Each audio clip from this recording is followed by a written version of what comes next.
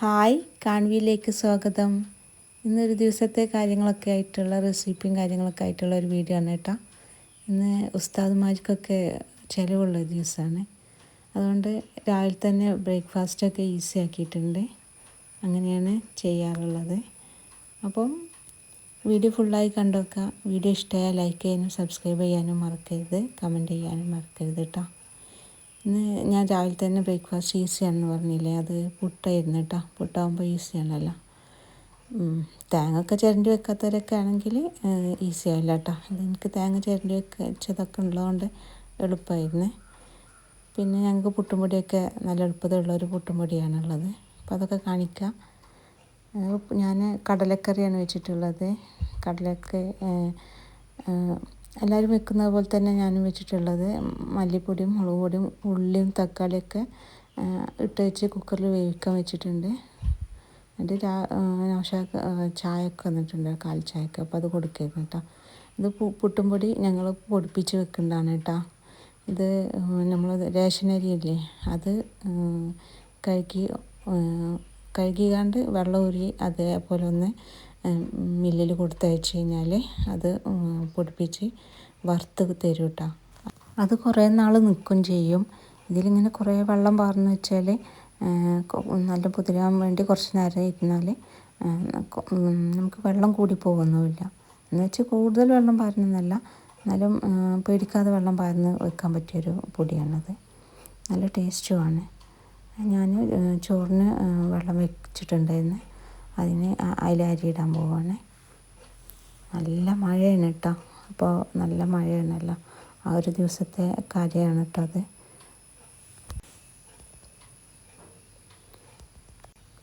അങ്ങനെ കുക്കർ വിസിലടിച്ചിട്ട് കഴിഞ്ഞിട്ടുണ്ട്. അതിന് ഞാൻ മാറ്റി വെച്ചിട്ട് പുട്ടിൻ്റെ പാത്രം വെച്ച് കൊടുക്കുന്നുണ്ട്. ഇനി പുട്ട് വേവിക്കാൻ വെക്കാൻ.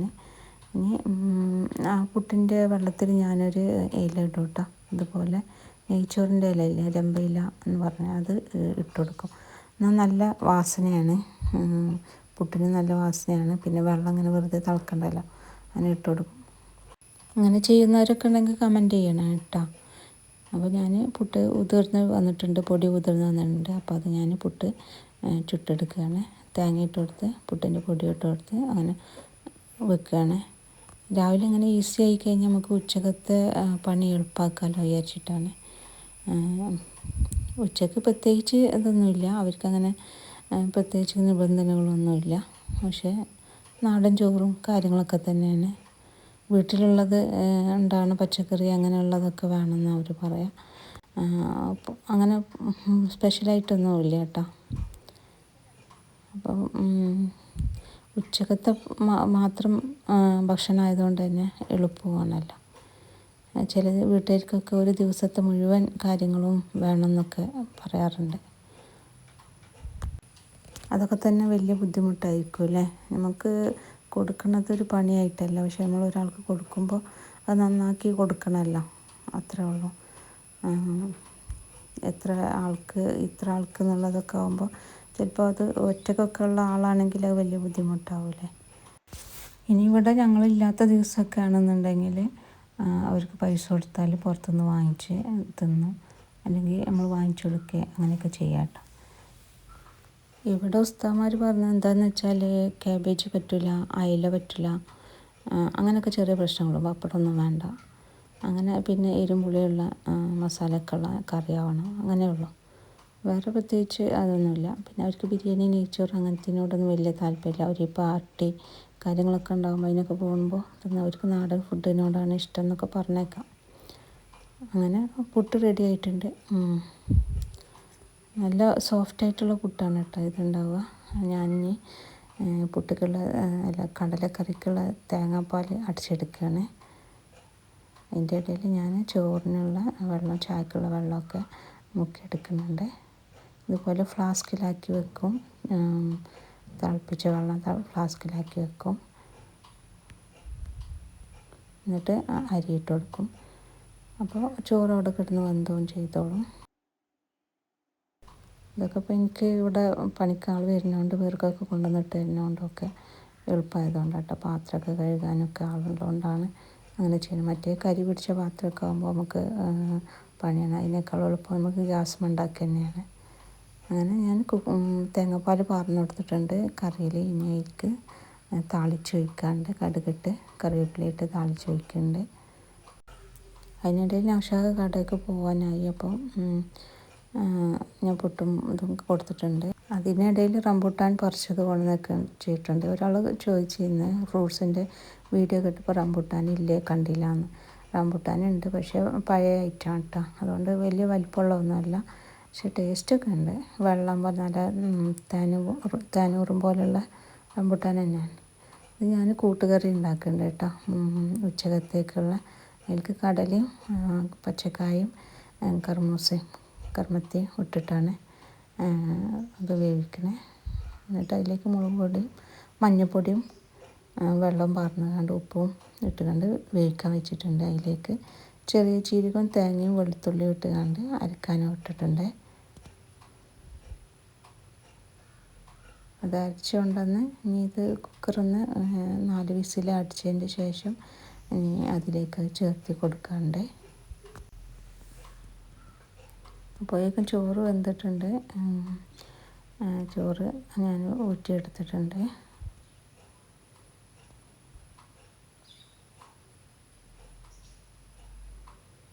നല്ല വെള്ളം പാർന്ന് ഞാൻ ചോറ് ഊറ്റി കൊടുത്തിട്ടുണ്ട്. ഇനി ഞാൻ മീൻ കറിയാണ് വെക്കുന്നത്.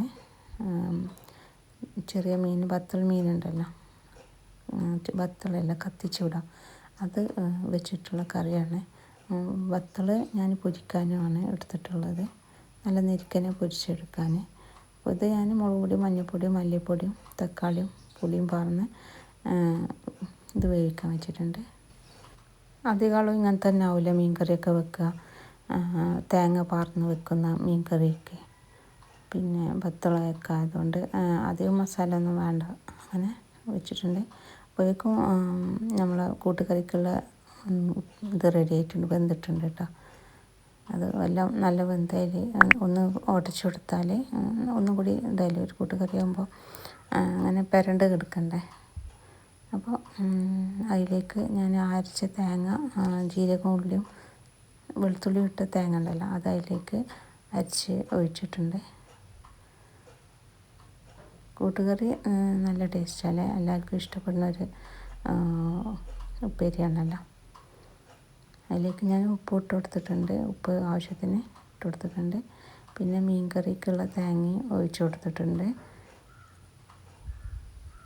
പിന്നെ അത് കടുകിടുന്നതിൻ്റെ മുന്നായിട്ട് ഞാൻ വെളിച്ചെണ്ണ ഒഴിച്ച് കൊടുക്കും. അപ്പോൾ 2 ഇതിലേക്കും ഉള്ള വെളിച്ചെണ്ണ ഒഴിച്ച് കൊടുത്തിട്ട് അതിൽ പപ്പടം പൊരിക്കും. നമ്മൾ വെളിച്ചെണ്ണ വേസ്റ്റ് ആവില്ല, പിന്നെ ഇതൊക്കെ വെക്കും വേണ്ടല്ലോ. അപ്പോൾ ഞാൻ കറിക്ക് തൂമ്പിക്കാനുള്ള എണ്ണയും പിന്നെ കൂട്ടുകറിക്കുള്ള എണ്ണയും കൂടി ആക്കിയാണ് വെക്കുന്ന.